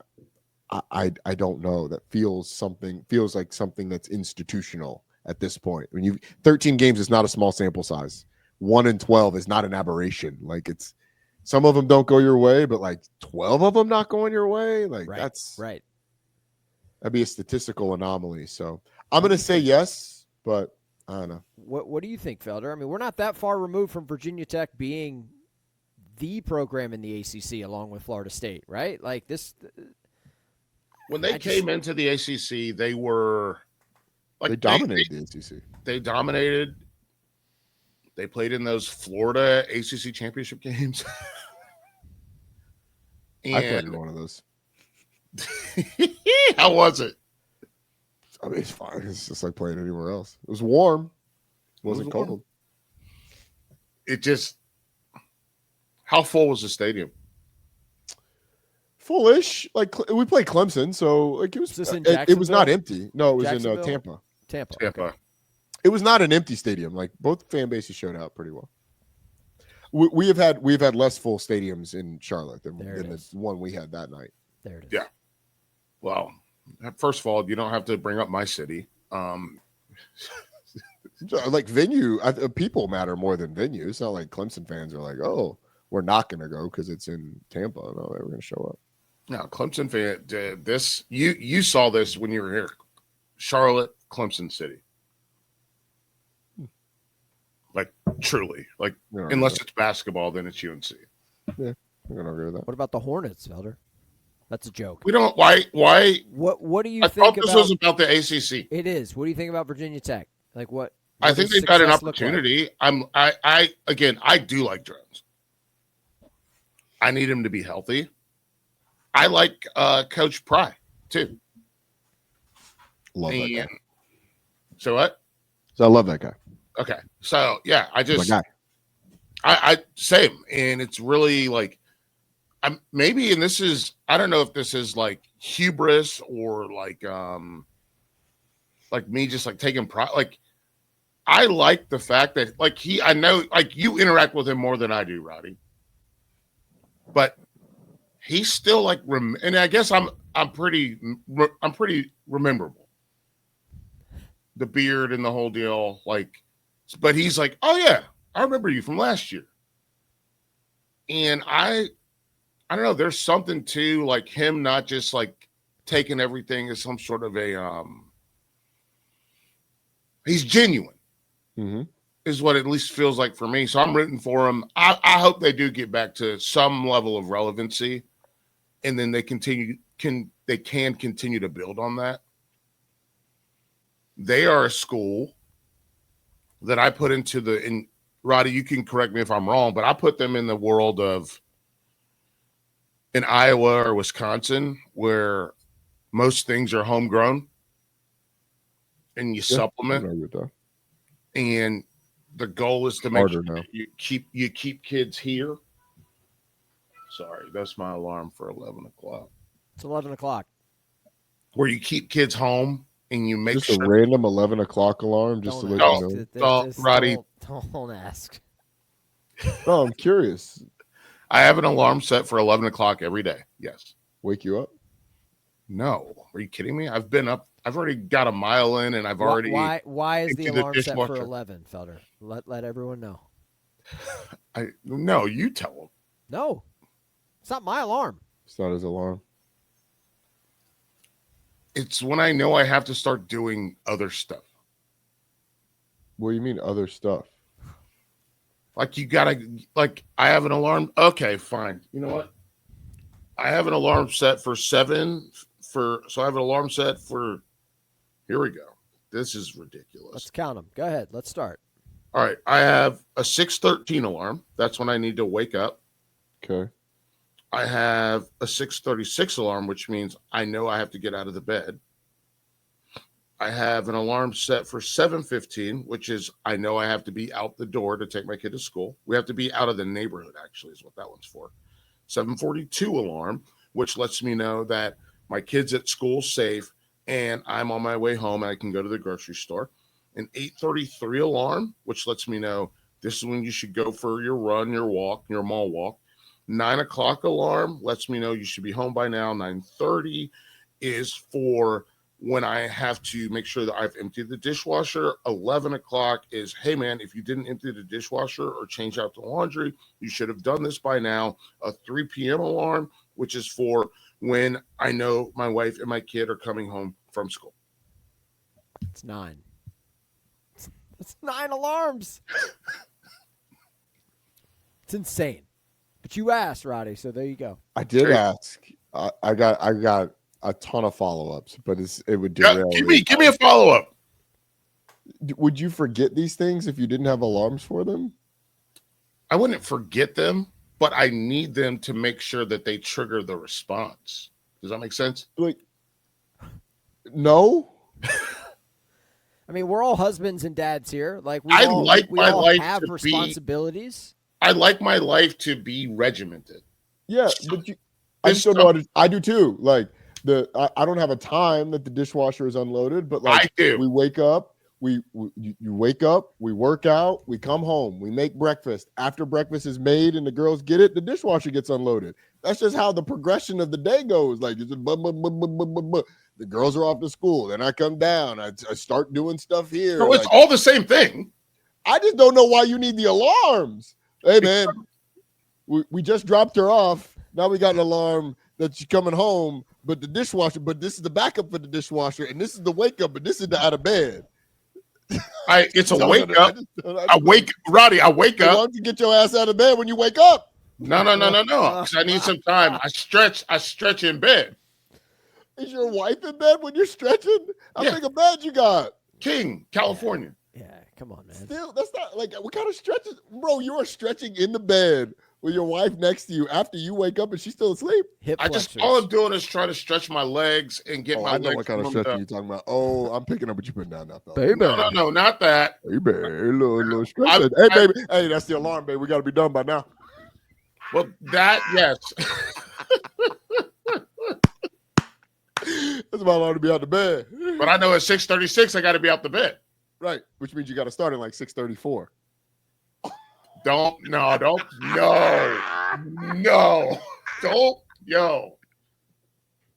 Okay. Hey man, I'm not mad at it. We are about efficiency nowadays. We got no pride. No. 6:13 I wake up. Yep. I take the covers off and then I just stretch flex, stretch, flex, get everything activated. Bro, 6:36. what does your wife think of this? Does she sleep through this? Yes, she sleeps. She sleeps through it. She a deep sleeper? Like the deep. Oh yeah, my wife's a deep sleeper. Oh, okay, okay. Like I literally, my alarm goes off at 6:13. I shut it like off audibly. You have an audible alarm. Yeah, Ding 100%. ding ding ding ding ding ding ding. Yeah, and then I do some stretching. Whoa. Then I slide out of bed. I Put my would be socks. deceased before my feet hit the floor. Like I put my socks on. I don't even know where the weapon would come from. But I'm convinced she would have a button that like Jackie would kill you. Ding ding ding ding ding ding ding ding ding. Boom. Before my feet hit the floor. So I wake up at that time. Then I stretch because I don't use my phone. The only thing my phone does in my bedroom is the alarm goes off. That's it. Right. I don't use my phone in the bedroom. We had I don't know. Do you know what your screen time is? No. Hartzell sent me and Cerber a screenshot of his screen time. Is it a lot? Very high? What was it, Steven? It was right around 6 hours. So mine's probably jacked up because when I'm on the road in the airport, I'm on my phone a lot more, and I've been on the road. Felder's is like sub 2. It's sub 3. Still, it's I very don't even know low. where to find It's that. two. It's 2.5 hours is what I'm at. Let's see. Over the week, mine is 4 hours and 21 minutes. Before I started traveling, it was around 3 hours. There you go. So I'm up an extra hour. It's seasonal though. Like it kind of peaks. No, and mine valleys. doesn't go up and down. It just stays that. Well, listen, everything you're talking about is I'm happy that you're getting out of the house this weekend. I'm excited for you to fly across the country and hopefully enjoy a couple of days away. Well, we got to work on these alarms, man. Routine. No, I like the alarm thing. It's good. It works. I have one question left in our ACC preview. There's only one question left. We could do this all day. We love talking to each other, but Roddy's got stuff to do. I got a flight at 2, so we're good. You got a flight. Good. You got a flight. You better The get last there now, question is the one that Felder hates the most because it's about a long coaches' walk in hot Charlotte seats. now. So it is. It is, especially to go to American. It's insane. You might have answered the question previously in when we were talking about Virginia Tech. Whose coach has the hottest seat in the ACC this year? I think it's Brent Pry. Actually, if you listen to a couple of other people, and I don't ever think of this team, Justin Wilcox out at Cal might have the hottest seat. To be honest with you, if you listen to Split Zone Duo guys, like Alex Kirshner thinks that's like almost a done deal. Ron Rivera comes in, Justin Wilcox, right. It might not matter unless they do really well. Are we counting that as a hot seat? Yes. I mean, yeah. It's an ACC job. This is the ACC preview. By the way, Wilcox is in his 9th year. It's been here forever, man. I know, but I don't know if I count it as a hot. I mean, I guess, yeah, it is a hot seat, but it's when I think about hot seat, I'm like production, right? But yeah, like winter, you're gone. And in this, it feels a lot more like we want this other guy. Who's the other guy? Ron Rivera. Oh, gotcha. Like it's not like he could, if he won 8 games this year, they could still also just decide we still want the other guy. Yeah, I wonder if Ron Rivera wants to coach Cal. I don't know. Maybe he does. Maybe this is just a way for him to sort of ease his way into college and see if he wants to coach. That's a good point. We'll see. I think it's Cal and Virginia Tech are probably the two. NC what about State. Dave Doran? Yeah, I was going to ask. Well, that I think that's like it's a weird one. Like that's going to be an interesting. It's more of like a divorce situation almost because I think Dave Doran is pretty close to being done. I just do. I don't have any information. Well, otherwise, he's just been there a long time. He's raised his kids in Raleigh. I don't know. I don't know the status of all of his kids, if they're all out of the house, but he's raised his kids there. Like they're all older. Like if they're not in high school, then they're out. That one feels like it's just sort of meeting its natural end. Yeah, it's. I don't think it's a hot seat though. It like just talking to him, and I'm sure you felt the same thing. Like he was like, And I felt bad for Coulter and Hurd, right? I was at the YMCA trying to get my mile in. Oh, bro, I didn't see you over there. You didn't see me at the Y? Hmm. I'm walking on the track, dude. Yeah. 9 laps, 1 mile. 9 laps. Yeah.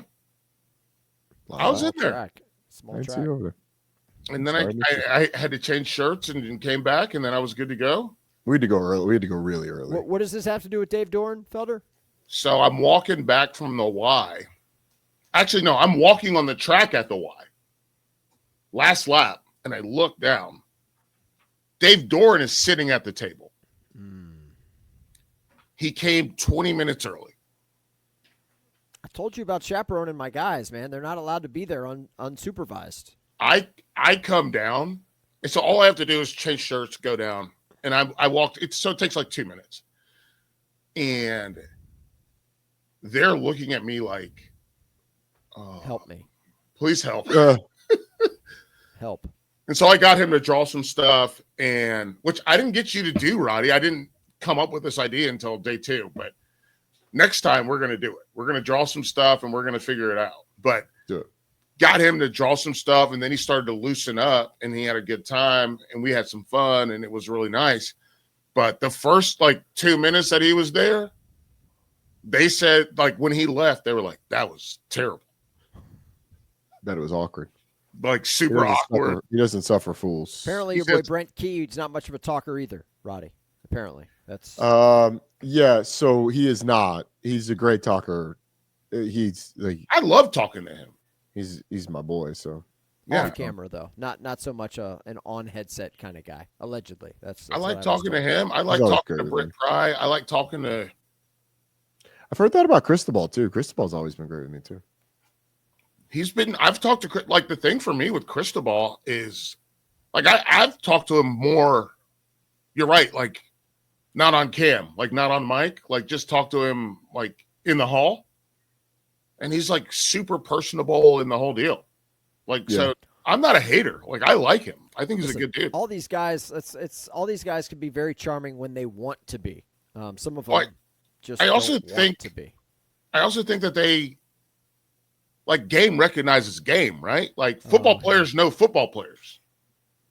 And when football players talk to football players, it's a different language than you normal people, Steven. That's my problem. That's why Lane Kiffin gives me 4.5 minutes every year at media days. He does not. He is not a talker. He's not a talker in coaches meetings. That's been my problem this whole time. We talked more about pickleball than football. He don't want to talk football. Correct. He wants to talk about fishing, pickle, you name it. Boys, we did it. That is our ACC preview. Next week, you will be back in your... Hang on. I got one more thing. I'm not kicking you out just yet. I just want to let people know what's coming. Roddy will be back in his normal Tuesday spot. Felder, you will be back in your normal Friday spot. You won't have to share airtime with each other. We'll just let you sharing cook. air. We're good. What are you talking about? We like each other. I just, I want to let y'all cook. I want to let you spread your wings. Rostradamus returns next week. Trip Hurd returns next week. You've kept records for Rostradamus every year that we've done it. I've had 2 of the 5 years I've been over 500. Mm-hmm. I was 14 games under 500 last year after being 2 games under 500 the year before that and 5 games under 500 in 2021. I freaking suck.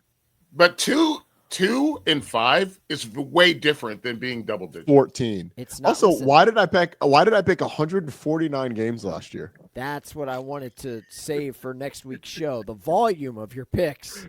So you don't need to go into Saturday with a 12-pack, man. Just go in there with a little 4-piece. You know what I'm saying? 12-pack. Everybody needs a 12-pack. Bring a 12-pack to the party. That's all I wanted to do. I do want you to bring a 12-pack to the party. This is exactly what DraftKings and FanDuel want you to do. They're like, hey, man, why pick 3 games that you feel good about when we've got games Tuesday night, Wednesday night, Thursday night, Friday night? So here's what I got for you guys. I'm just going to run through this. Michael Felder, media panelist, quarterback, Cade Klubnik. This is your ACC ballot? Yeah. I just want to get Roddy's take on it. Right, no arguments here. Okay. I got running back. I got Jamal Haynes. Okay. I got Damon Claiborne. Okay. Respectable. Antonio Williams, Squirrel White, Bryant Westco. Who'd I miss? I mean, Squirrel White probably shouldn't be on that list. Squirrel White probably shouldn't. Okay, that's fine. Who should be? No to Squirrel White. Jordan Hudson more deserving. Again, the SMU one. Yes. To me, Eric Rivers. Eric Rivers. If you're going Awesome. projection. Okay. Let me see.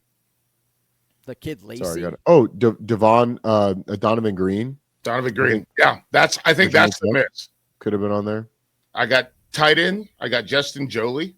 Yep. All-purpose back. I went Desmond Reed.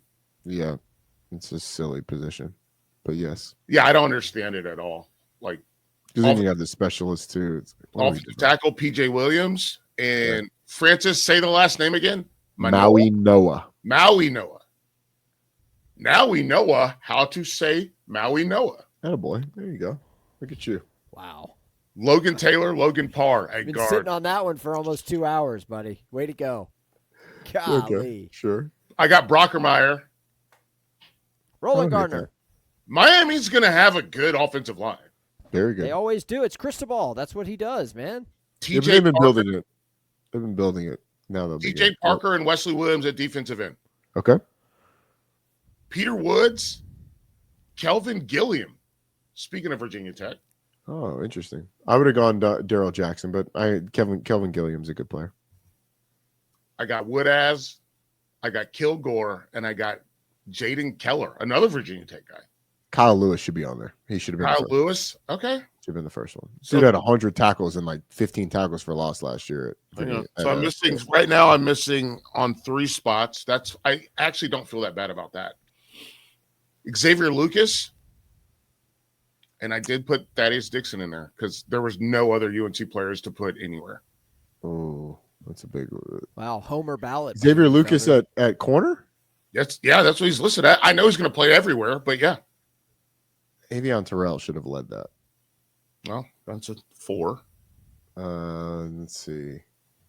And you put Thaddeus Dixon. I probably would have gone Chandler Rivers. Okay, that's 5. Duke. Yeah. Isaiah Wacobia. Yep. Nick Anderson. Shout out to the Deeks. Bro, come on. I like him a lot. He's a good player. There was a time when Roddy would have like 4 Wake Forest games in a year. Those days are over. Nick Anderson. He's fine. I see. You know what? I'll be honest with you. I see a lot of myself in him. Wow. Really? He's he had like 25 interceptions a couple years ago.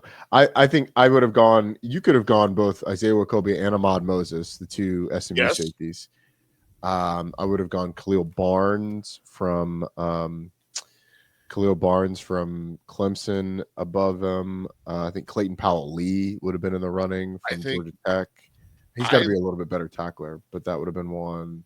Right. That's what Nick Anderson, I like his complete game. Is he a perfect safety? No. Is he going to be an NFL safety? Probably not. But he's Von McIntyre from NC State. I mean from Pitt. I got some Stanford on the list with Emmett Kinney. Deuce Chestnut. Great name. The place kicker.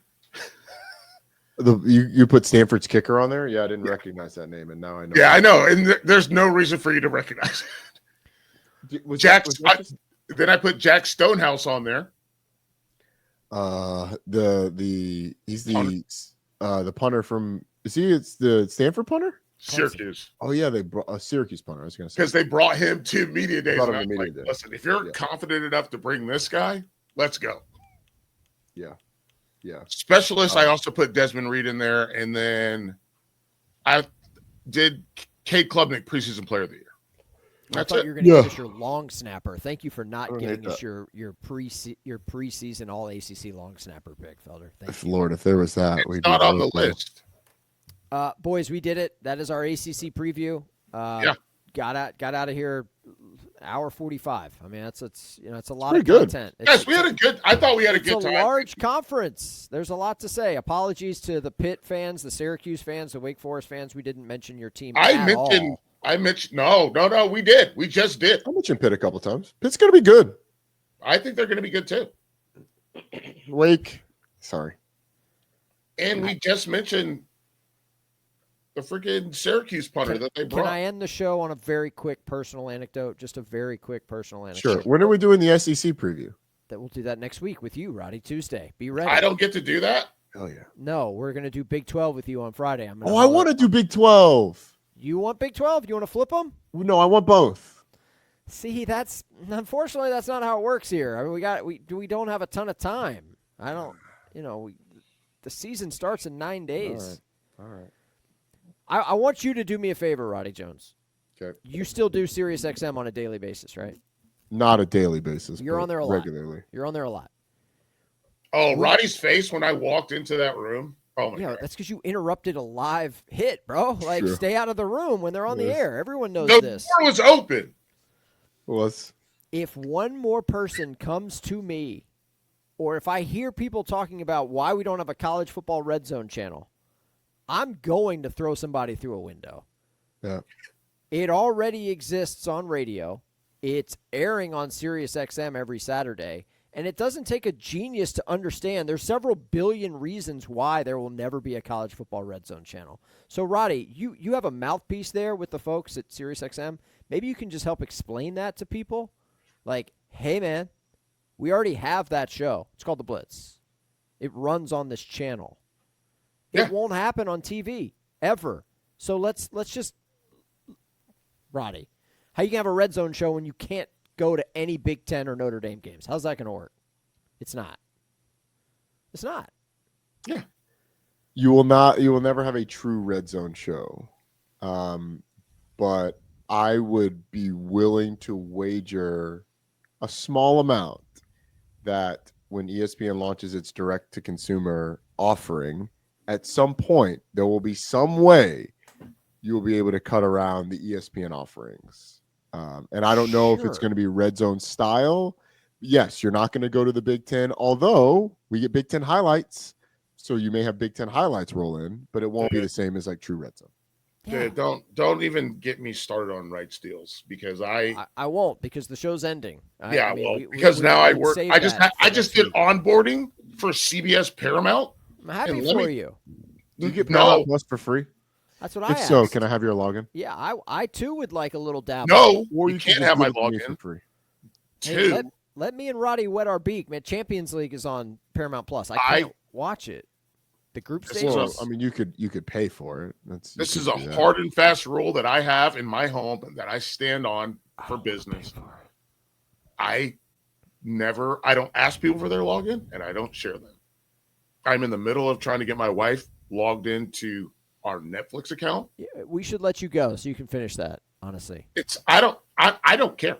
You have a flight in 2.5 hours. You need to be leaving. You need to be out the door. So was that a yes to your login or no? Roddy, I'll tell you what. I will work it out because I have two. Only if you get it for free. If you get it for free, then I get it for free, but I have 2 free logins. So what are we doing? I'll see what I can do. Okay, that would be great. I just need to take a shower, shave my head, and finish packing my. Take a shower. It's the 3 S's. You know what shower? Yeah. In that order. One of them's not going to happen. That order. Steven knows which one's not going to happen. Why not? Felder has BM problems. Let's wrap up the show. Let's wrap up the show. Thank you for listening. You can find the show on YouTube. Just search College Sports Now. We're on the Varsity channel on YouTube. We're all back next week. Okay, Roddy will be in his Tuesday spot. Wayne, Phil Steele, Trip Hurd, the Doc of Locks. Everybody will be back next week because we got actual football games. Boys, thank you. Hey, Felder, travel safe to the West Coast. Safe travels, okay, man. buddy? Enjoy your left coast trip. Have fun. Thank you all for listening. We'll talk to you soon.